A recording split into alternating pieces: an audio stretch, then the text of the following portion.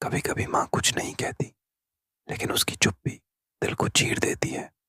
कभी सोचा है कि माँ के खामोश रहने के पीछे कितनी चीखें छुपी होती हैं। शुरुआत एक छोटे गांव की कहानी। ये कहानी है रमा और उसके बेटे श्रेयस की। एक छोटा सा गांव जहां रमा अकेले अपने बेटे की परवरिश कर रही थी। पति को गुजरे सालों हो चुके थे। रमा दूसरों के कपड़े सिलती थी और श्रेयस की हर जरूरत पूरी करने की कोशिश करती थी। वो कभी नहीं डांटती थी, कभी कुछ मांगती नहीं थी।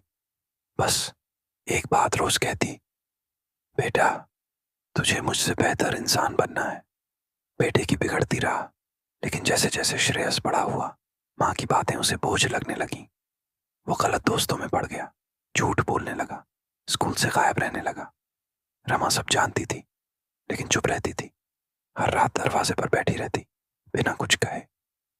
वो एक रात जो सब बदल गई। एक रात श्रेयस देर से घर आया और गुस्से में चिल्लाया, तुम हमेशा चुप क्यों रहती हो? तुम्हारा बोलना जरूरी नहीं क्या? रमा मुस्कुराकर बस इतना बोली, कभी कभी खामोशी ही सबसे बड़ा जवाब होती है। अगली सुबह रमा बेहोश पड़ी थी।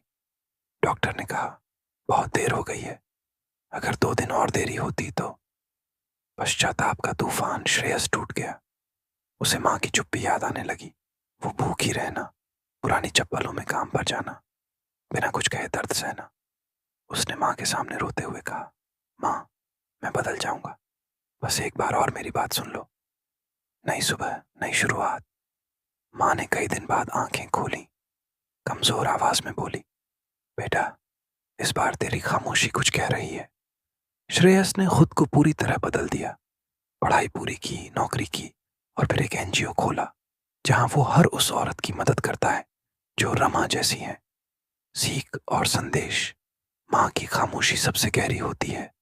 अगर वक्त रहते उसे समझ लिया जाए तो जिंदगी की दिशा बदल सकती है। अगर ये कहानी आपके दिल को छू गई हो तो एक लाइक जरूर करें। कमेंट में बताएं आपको क्या सबसे ज्यादा महसूस हुआ। और ऐसी ही कहानियों के लिए हमारे चैनल को सब्सक्राइब जरूर करें।